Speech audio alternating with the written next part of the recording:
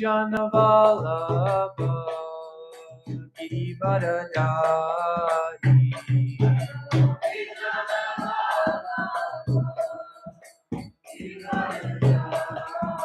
Jashoda Nandana Braja Janaranjana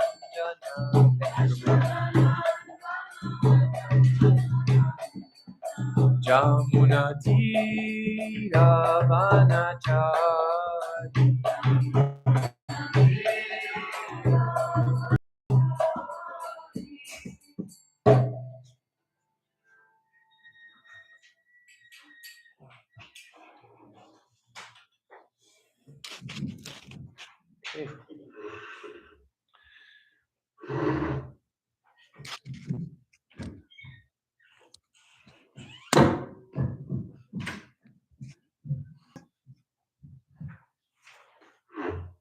Om Namo Bhagavate Vasudevaya. Om Namo Bhagavate Vasudevaya. Om Namo Bhagavate Vasudevaya. Om Namo Bhagavate Vasudevaya. Om Namo Bhagavate Vasudevaya. Bhagavate Vasudevaya. Continuing the reading from the third canto, part 2. We do the invocations as well. Narayanam Namashkritya Naram Chaiva Narotamam Devim Saraswatim Vyasam Tato Jayamukirayet Nashta Prayeshwa Bhadreshu Nityam Bhagavata Sevaya Bhagavati Utamashloke Bhaktir Bhavatir Naishtiki.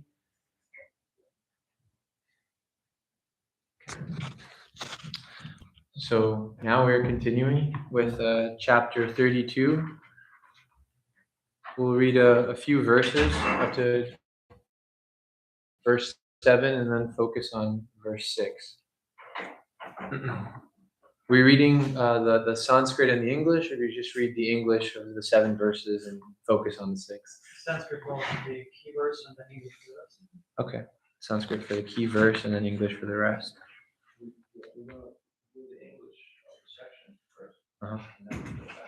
Excellent. So, reading texts 1 through 7 in chapter 32, Entanglement and Fruitive Activities. Translation given by Srila Prabhupada. The personality of Godhead said, the person who lives in the center of household life derives materials, and thereby he fulfills his desire for economic development and sense gratification. Again and again, he acts the same way. Such persons are ever bereft of devotional service due to being too attached to sense gratification, and therefore, although they perform various kinds of sacrifices and take great vows to satisfy the demigods and forefathers, they are not interested in Krishna consciousness, devotional service. Such materialistic persons attracted by sense gratification and devoted to the forefathers and demigods can be elevated to the moon, where they drink an abstract of the soma plant. They again return to this planet. All the planets of the materialistic persons, including all the heavenly planets, such as the moon, are vanquished when the Supreme Personality of Godhead, Hari, goes to his bed of serpents, which is known as Anantashesha. Those who are intelligent and are of purified consciousness are completely satisfied in Krishna consciousness. Freed from the modes of material nature, they do not act for sense gratification. Rather, since they are situated in their own occupational duties, they act as one is expected to act. By executing one's occupational duties, acting with detachment and without a sense of proprietorship and false egoism, one is posted in one's constitutional position by dint of complete purification of consciousness, and by thus executing so-called material duties, he can easily enter into the kingdom of God. Through the path of illumination, such liberated persons embrace the complete personality of Godhead, who is the proprietor of material and spiritual worlds, and is the supreme cause of their manifestation and dissolution. Worshippers of the Hiranyagarbha expansion of the personality of Godhead remain within this material world until the end of two paradas, when Lord Brahma also dies. Yeah. That was one extra. That's all right. It's always more than you expect in Krishna consciousness. Okay, so, and now we'll read the Sanskrit of verse 7. Okay. Or 6. Nivriti dharma nirata nirmama nirahankrita swadharmaptina satvena parishuddhena chetasa. Nivriti dharma nirata. Nivriti dharma nirata nirmama nirahankrita swadharmaptina satvena parishuddhena chetasa. Nivriti dharma nirata. Nivriti dharma nirata Nirmama nirahankarta.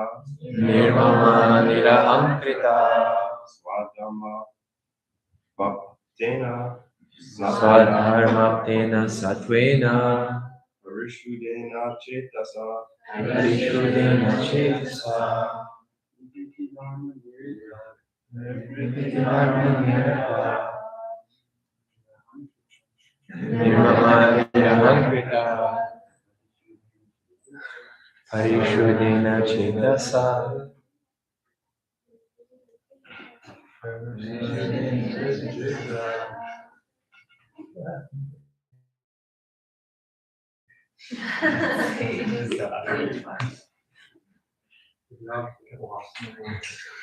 Ladies?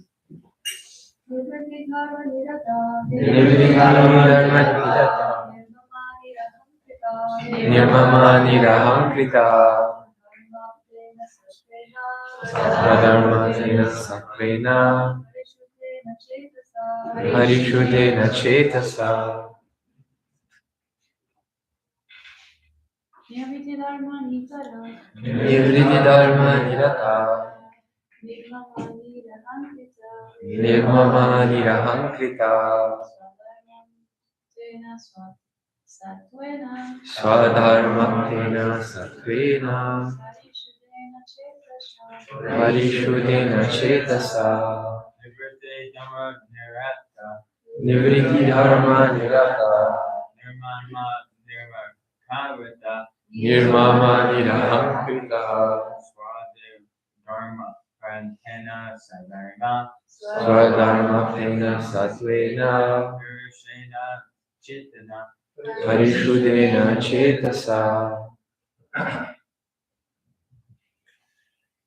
I go through the word for word. Nivriti dharma, in religious activities for detachment. Nirataha, constantly engaged. Nirmamaha, without a sense of proprietorship. Nirahamkritaha, without false egoism. Swadharma, by one's own occupational duties. Aptena, executed. Satvena, by goodness. Parishuddhena, completely purified. Chetasa, by consciousness. The translation purport given by His Divine Grace, A.C. Bhaktivedanta Swami Srila Prabhupada. By executing one's occupational duties, acting with detachment and without a sense of proprietorship or false egoism, one is posted in one's constitutional position by dint of complete purification of consciousness And by thus executing so-called material duties, he can easily enter into the kingdom of God. Purport. Here, the word nivritti dharma nirata, quote unquote, constantly thinking in or constantly engaging in executing religious activities for detachment. There are two kinds of religious performances. One is called pravritti dharma, which means the religious activities performed by the Grihamedis for elevation to higher planets or for economic prosperity, the final aim of which is sense gratification. Every one of us who has come to this material world has the sense of overlordship. This is called pravritti. But the opposite type of religious performance, which is called nivritti, is to act for the Supreme Personality of Godhead. Engaged in devotional service in Krishna consciousness, one has no proprietorship claim, nor is one situated in the false egoism of thinking that he is God or the master. He always thinks himself the servant. That is the process of purifying consciousness. With pure consciousness only can one enter into the kingdom of God.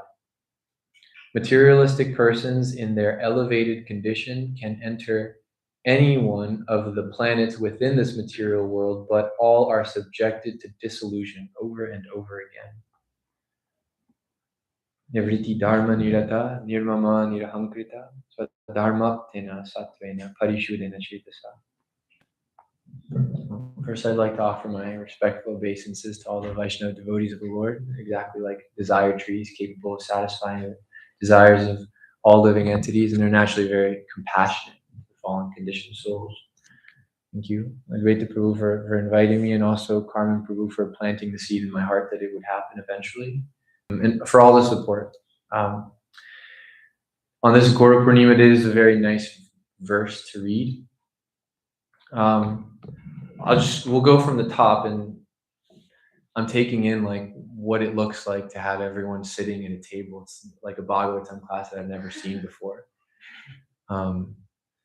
So maybe we can talk a little bit and then have a discussion about things. The first word that sticks out to me is the parishudena. Everyone's familiar with the word shuddha, yeah? What does shuddha mean? What's that? Yeah. It's pure. Pure. Yeah, something very clean.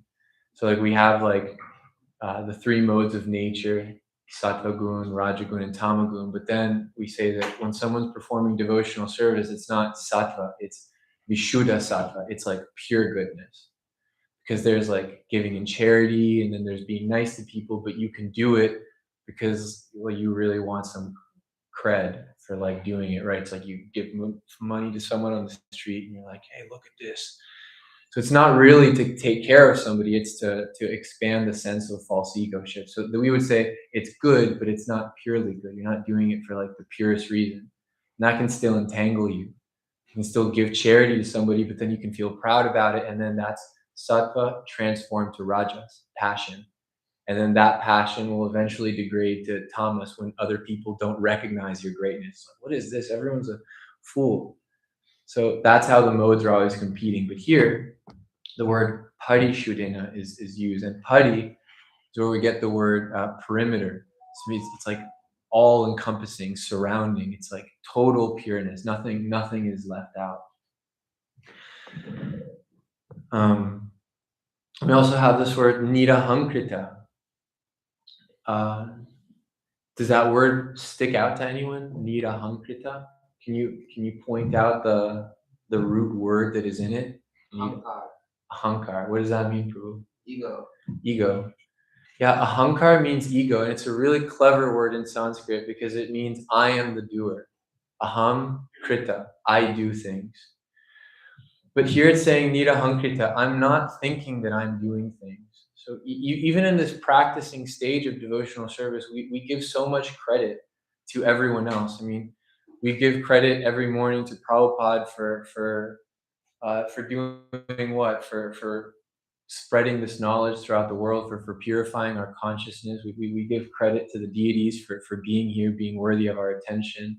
We offer obeisances to devotees. So much we're giving credit to others for. So this is the process by which nāma-saṅkīrtana happens in our hearts. Nirmama. The brahmacharis can tell you about nirmama, that what really belongs to me.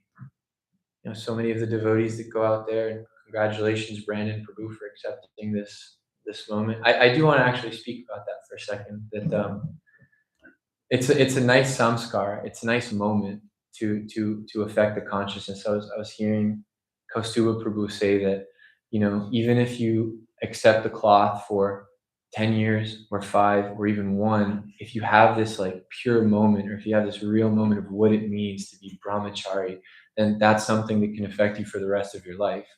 You know, we want to give so much time for our consciousness to be affected. That's why Varnashram says, okay, 25, 25, 25, 25.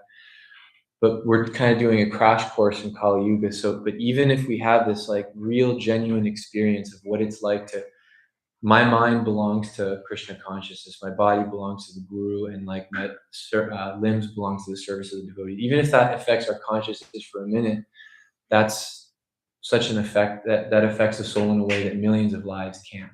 So congratulations. I hope that you may always follow your vows. I was also vague in which vows was right. I was like, right. So those words stuck out. So I brought some notes here because on this day of Gaura Pūrṇimā, I thought it would be nice to speak about Mahaprabhu.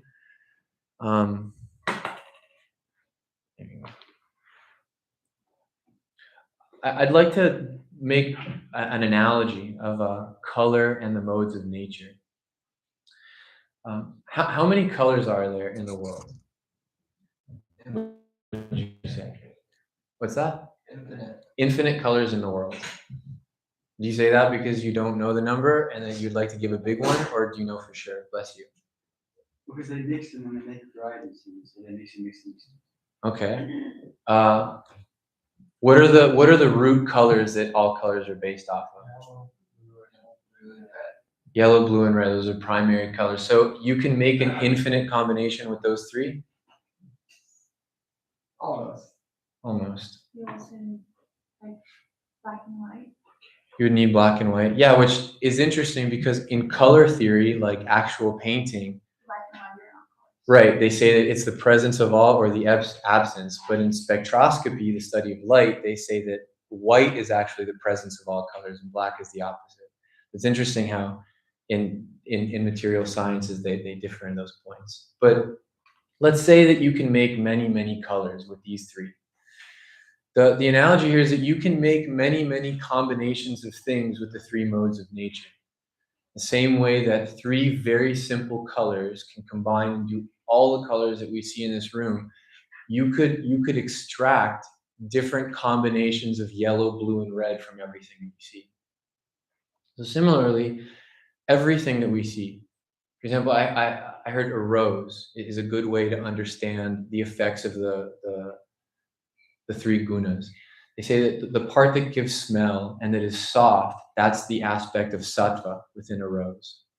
The aspect of raja is the fact that it has shape and it's growing and it's moving. And the fact of tamas is the needle or the thorn that pricks you. So in all objects of the world, these 3 modes of nature apply. And that can get really confusing for the soul. That can get really confusing for the jiva that's accepting an identity that's composed of so many different combinations of things. Because, well, we get confused as to what we're supposed to do in any given moment. You know, sattva is stimulating us to act in a good way and act nice. And then Rajagun is stimulating us to create and to do something else. How hard is it to just sit still when you chant? Or to keep the mind still when you're just singing to the deities? Like how hard is that you can feel the agitation always.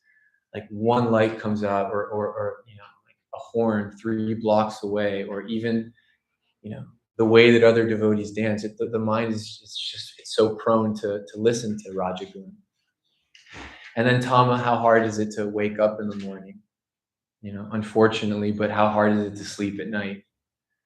So we're being affected by these things, and but these create our dharmas. There you go. And these create our dharmas.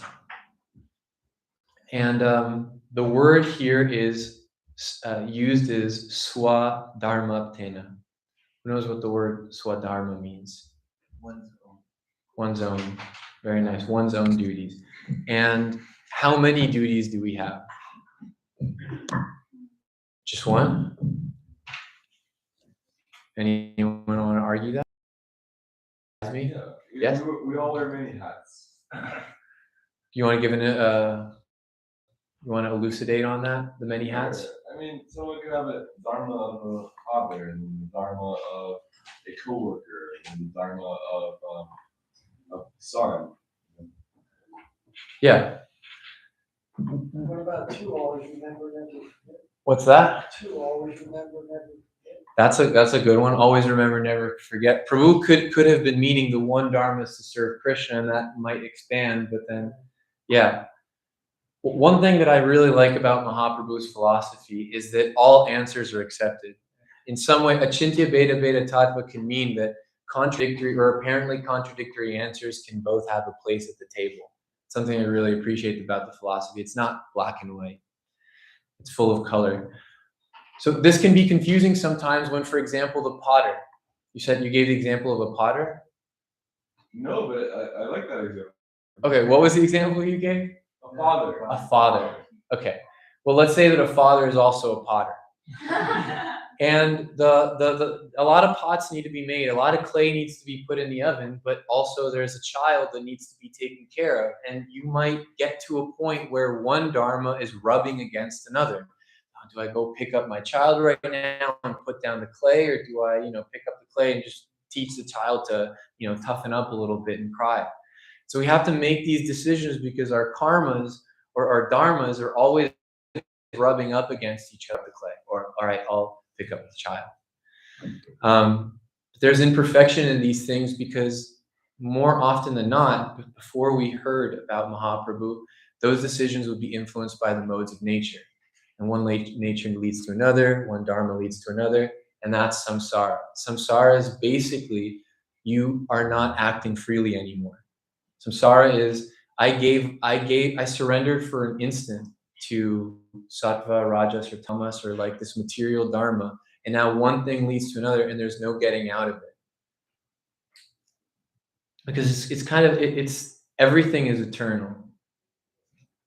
Though the manifestation of the world, like we read, is not eternal, the fact that it is always changing and the fact that there is a material world, that is a reality.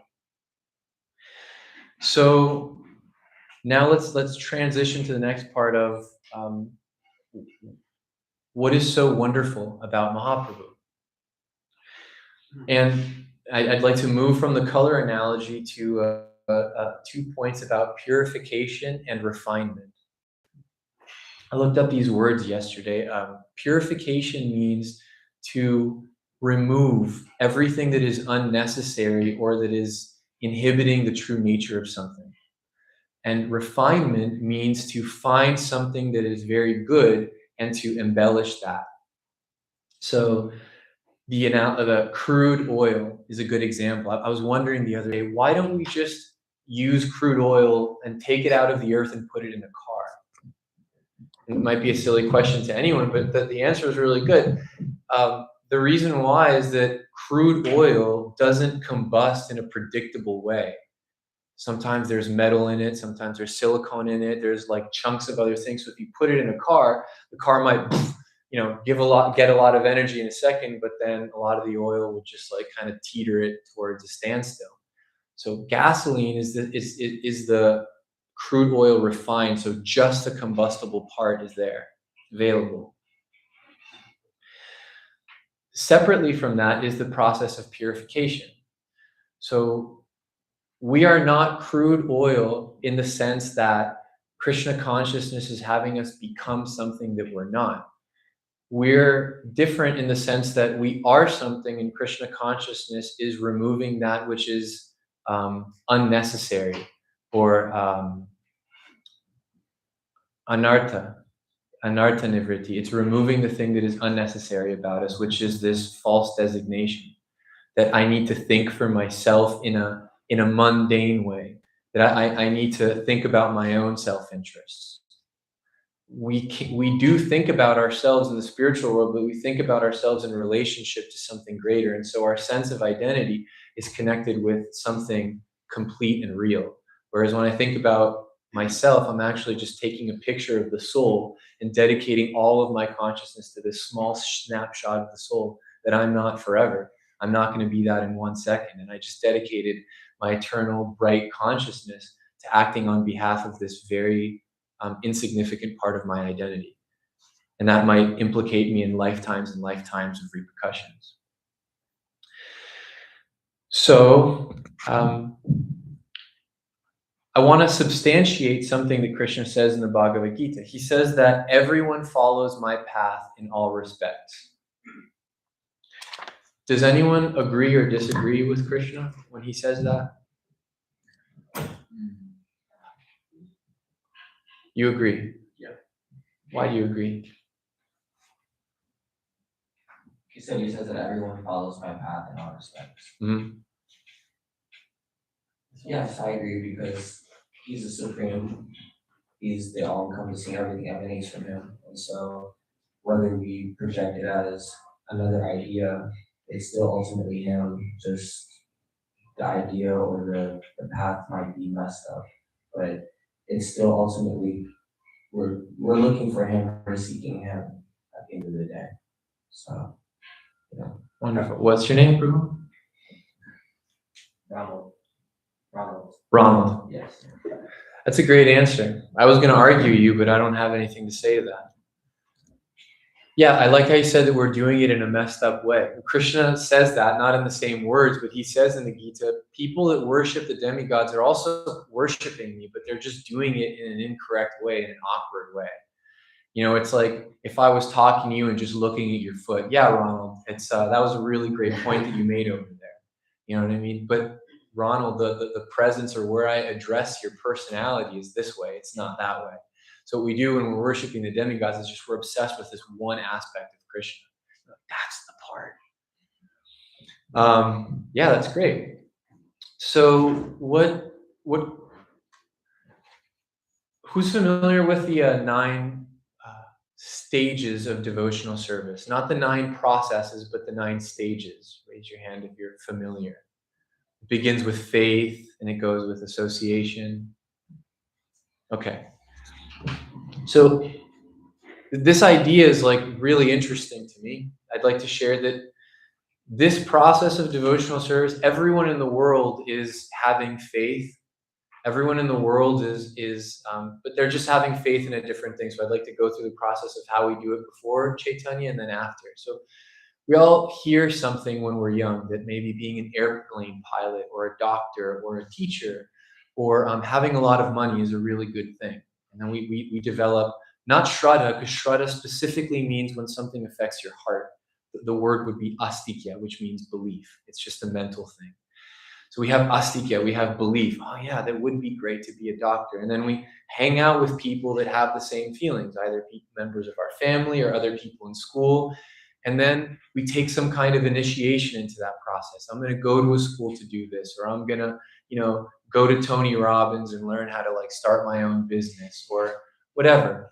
And then everything unwanted leaves. So, I'm going to go to the gym and wake up super early. I'm not going to party anymore. I'm going to be super focused about starting my own business. And that would be the equivalent of anartha nivritti. So everything that is not helpful for that goal, I'm going to do. And then a person begins to develop taste in that. Like, even if, somebody said, actually, you could just instead of making $1 billion, you could plant something in the ground, just grow it there and just get the thing immediately instead of having to do it. No. This is so flavorful to make this money and have people look at me. There's a taste and my senses are, fine honed to that. and so on and so forth. I don't know what the equivalent for prema is, but it might just be madness and insanity. When you get it and it's like, oh my gosh, I gave my life for this, but that's the trick about Maya. Maya doesn't let you off early. She doesn't give you a time to like really revise your choices until it's like too late. Krishna, on the other hand, is always giving you an opportunity to surrender. I remember the first time I surrendered, like after I read Sri Shapanishad, and then I was taking a bath, and then I was like, I have to surrender. I offered obeisances like in the shower, and I was like, all right, that's it. Like that's from now on, like I'm a surrendered soul. I don't have to do anything else. But it's like every day, every second is an opportunity to surrender. Hridayananda Maharaj says it in a nice way. He says, sometimes we think that surrender is the last act as a free agent will take, but it's actually the first, and it's going to happen forever. So, kirtan. Everyone is Kirtan comes from the word kirti, which means to glorify or to talk about or to promote. And everyone is performing some kind of kirtan in the world. Who wants to give some examples of other kirtans that are being performed in the world? Advertisements. Politics. Yeah. Advertisements are the worst for me because I moonlight as a FedEx courier during the day. And when I walk up to someone's house and they say no soliciting, I always think like, do you say that to the advertisers that are like beaming you with messages every day?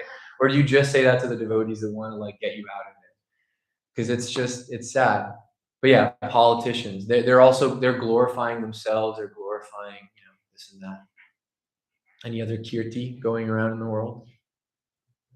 Church worship. What's that? Church worship. Church worship, yeah. We would consider that actual kirti though, because they're actually like, talking about Jehovah or Allah or Adonai. But yeah, that's a good example. There is also kirti going on outside these hallowed halls. Dance music. Yeah. People working on a big sports stadium, not so Sports stadiums. Yeah. Yeah. Social media.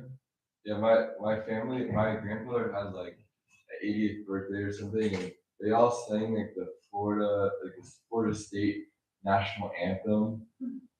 Yeah. Thanks for revealing something that I don't know to me. Yeah, the Florida State national anthem. Who knew there was one? And look at the sangha that happens at the sports stadium. Look at how many people are gathered, and this is.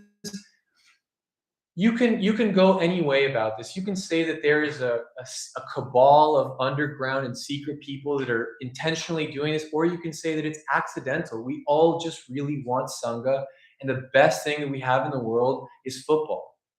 That's it. It's like there's nothing else, and it's just like we're just gonna do what we can. Just like if you're in the middle of the desert and somebody has like a drink that you really don't like if there was Coca-Cola and I was drowning in the desert. Preserve my devotional service, I would take a sip. Right? It's the only thing that was there. It's like, okay, there's like some water in this. It's not refined at all, but I'll take it. It sucks. Now Mahaprabhu, he came and he said, enough. Like he did such an amazing thing because all of this complicated stuff that we're talking about, how do you get out of that? How do you graduate from say that somebody moves through this process of the stages of devotional service, but in a weird way. Say that they get to 80 years old and they've been a doctor and they have a house and all their sangha has been football. What do you do now? How do you graduate naturally to, okay, now let's try something else? Your youth is spent. Your open-mindedness is spent. The flexibility of the heart to accept something new is spent. And so frustration comes in, and that's a next birth. And if you're lucky, it's a human. If you're really lucky, it's a human. If you're not lucky, maybe you die thinking about a fish. I wish I could have gone fishing. And then you have to go through the whole thing again. It's funny for us, but it's like, it's a crazy thing that that we could have this, and lose it for the Pacific Ocean. So what Mahaprabhu came and he said, there's one thing before I get to Mahaprabhu. The Vedic literatures are very compassionate.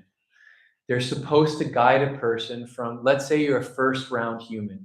Here's karma kanda. You do good, you get good. You do bad, you do bad. A and B.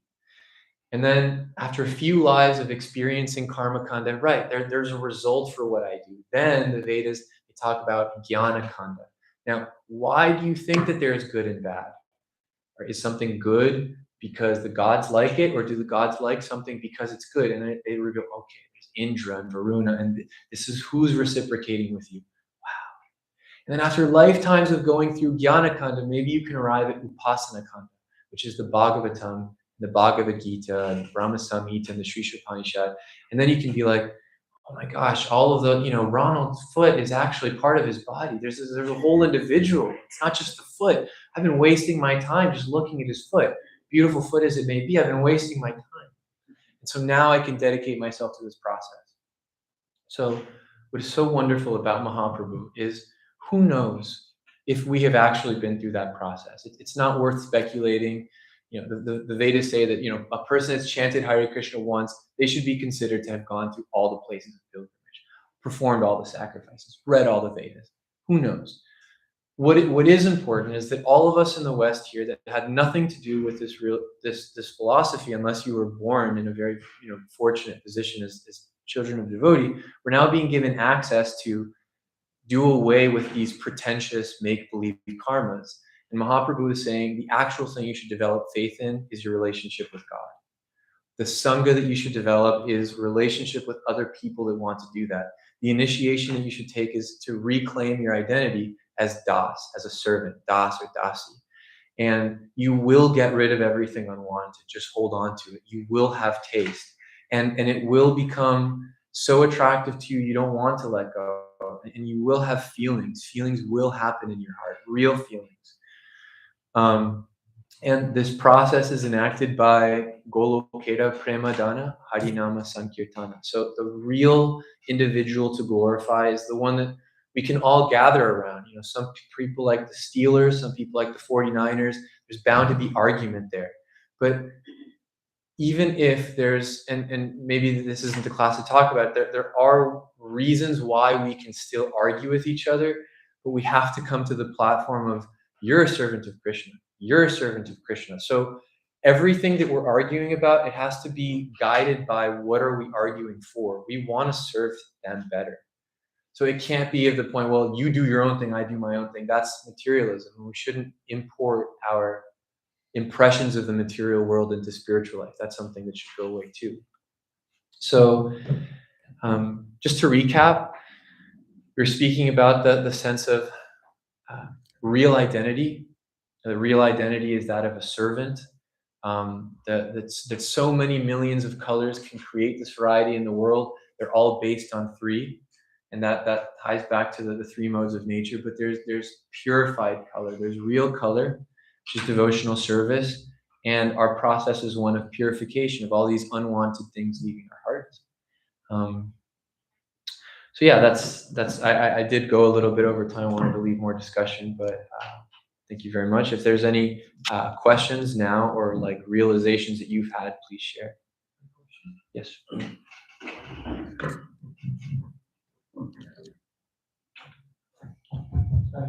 You were speaking about occupational duties and performance of those without false egoism. Now we know to be able to function in this role, we have to think, I'm a soldier, I'm a teacher, that's certain identification, but in order to function in this world.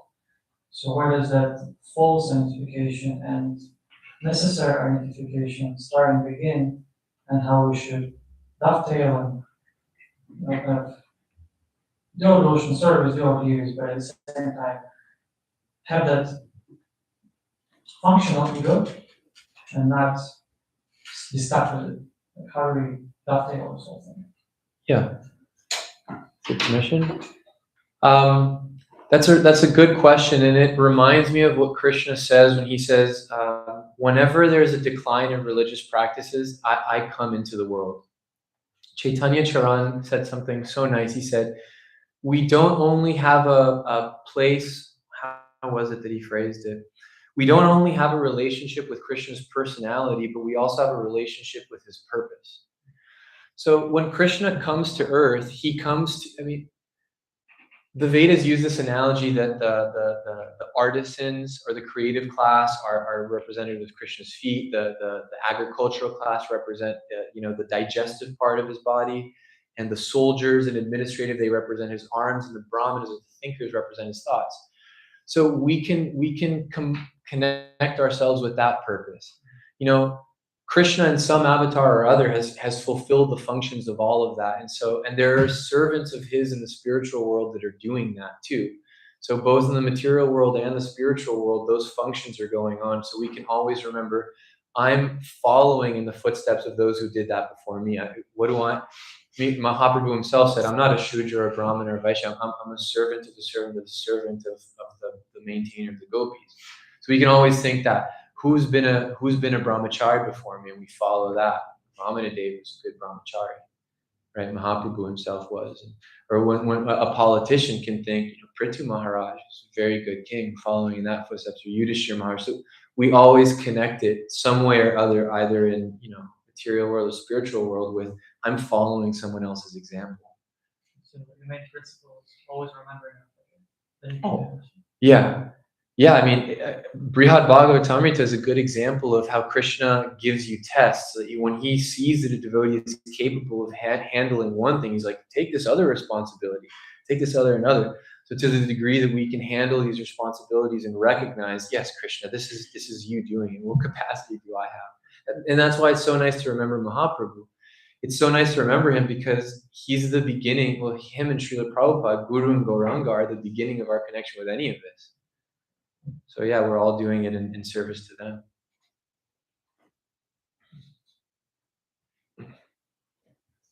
Yes, Prabhu. Dhanraj, thank you. This has been such a great class. You mentioned, I like how you mentioned this aspect of like people become 80 and then their lives are kind of pointless and they've spent some of their resources. But if I was to maybe argue, I don't like to think that it's ever too late for anyone. And that you're like, oh, they spent all of their open-mindedness in their youth, which is true. Like, that is true. But I don't like to think that it's a finite resource at the same time. How would you? Thank you. This is an example of Achintya Bheda Tattva. In one sense, for the sake of speaking, sometimes the Vedas say you're lost forever. You're like, wait a minute, lost forever? I thought that only they had hell. I thought we didn't have that. But it's for the sense of speaking, it's practically impossible. But it doesn't mean, Nitai loves that challenge. That's his thing. His thing is like, what is the most difficult thing to do? And I want to show that my Lord, he can accomplish that. So as the servant, and there's a purport in the Chaitanya Charitamrita where Prabhupada said is the duty of the disciple to expand on the service of the Guru. So whatever Nitai has done, his servants have expanded and written books and gone around the world. And now has the servants of his servants. So we have to think, we have to expand what Prabhupada and our Gurus have done, which is such a great task, but that's a great mission. You can find 80-year-olds and turn them to Krishna consciousness. That's quite a task. Hare Krishna. Yes, Prabhu. Thank you very much. Thank you. In the verse 4, there's a mention how the Supreme Personality of Godhead goes to the bed, his bed of serpents. Mm-hmm. Now, how would you, in a light of that, which should be surrendered not just to the Supreme Personality of Godhead, but also to the purpose of his. In a light of that, how would you, and purpose being, as Mahaprabhu said, in every town and village, how would you explain to someone who is more religious than spiritual that yes, that God goes to bed and he goes to the bed of serpents in a way that will be non-threatening, but sure, why not? That's a curveball question, as they call it. I guess I wouldn't open to this page on book distribution first. This might be the second page or third I turn to. But I would start with something reachable. I heard that a good analogy is based on the most common points between one thing and another. So I would start with, I was listening, you know, Brigupati Prabhu, a book distributor from Los Angeles. There was a YouTuber that interviewed him the other day. It was a Christian. He was kind of harassing him.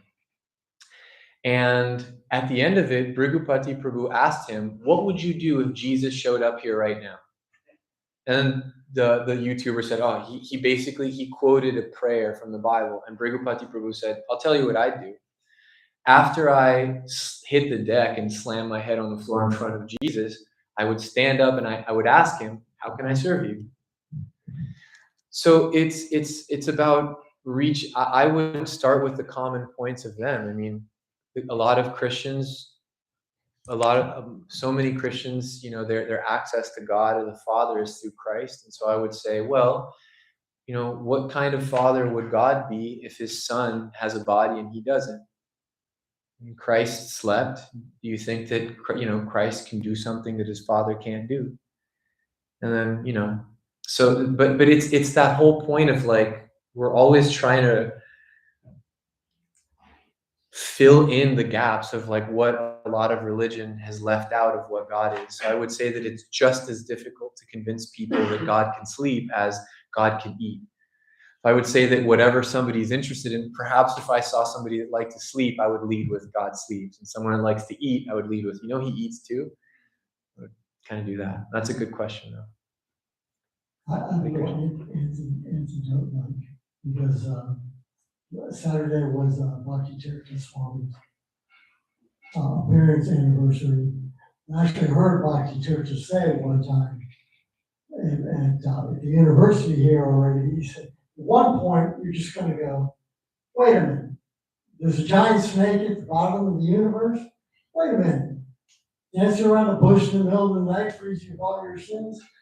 At some point, you're just going to go, wait a minute. One thing to that point, Hridayananda Maharaj once said, why not believe in a God that is creative like that? Why wouldn't God appear as a boar? I mean, who is worth dedicating our lives to if not a person that is creative beyond our capacity to understand? So he kind of leans towards the other end, like, why wouldn't God do that? It's almost like it's obvious. Yes, you can borrow mine if you need. Hare Krishna. Hare Krishna. So it was interesting that you brought that point up because when you read that earlier, I was thinking, wow, how comfortable that must be. Mm. Because I don't know if any of you, well, we're from Florida, we're all in Florida right now.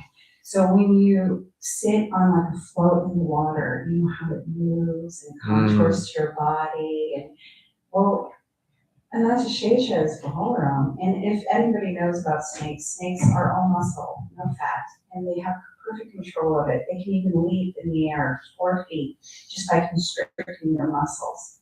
So Ananta Shesha, he's the protector of the Lord, and he is his very dearmost friend and servant.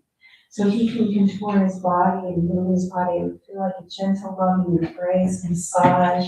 I couldn't imagine a better place for the Lord to be, protected completely, just beautiful thing. And then about these fantastic forms of the Lord. I think most religions have these fantastic forms of the Lord. Even in the Christian Bible, it talks about God appearing as a burning bush. You know, because he's unlimited, right? So he can do anything, he can be anything, and he can be friends with anyone or anything. Anyway, that was just a comment. Well, I never thought about it. It's a bed with massage pump. Wow, can you imagine how comfortable? Wow, so nice. Janmari Asya Yataha. He's the source of everything. He can lift his feet up, power his body, anything. Yeah, the sleep number. It's like he decides, like, Vishnu, it's time to wake up. Exactly. Yes. Thank you for that meditation. I don't think I'll ever I hope to not look at Ananta Shesh the same again. It's wonderful. Hare Krishna. Thank you so much, dear devotees, for the opportunity. All glories to Śrīmad-Bhāgavatam, all glories to Śrīla Prabhupada, all glories to Śrī Caitanya Mahāprabhu. Hare Krishna.